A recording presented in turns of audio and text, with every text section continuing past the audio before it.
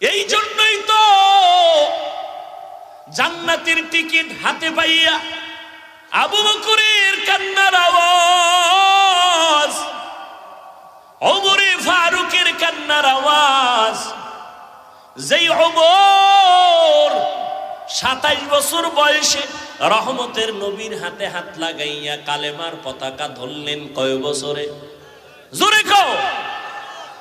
এই ওমর রাসূলের হাতের বরকতে এত পাওয়ার পেয়ে গেছেন, রাস্তা দিয়ে ওমর চলতেছে, শয়তান ভয়ে অন্য রাস্তায় দৌড়ায়। এর যুবক, 1500 বছর আগে রহমতের নবী বলেছেন, যুবকেরা আমি মুহাম্মদের উপকার করেছে, বুড়ারা আমি মুহাম্মদের বিরোধিতা করেছে।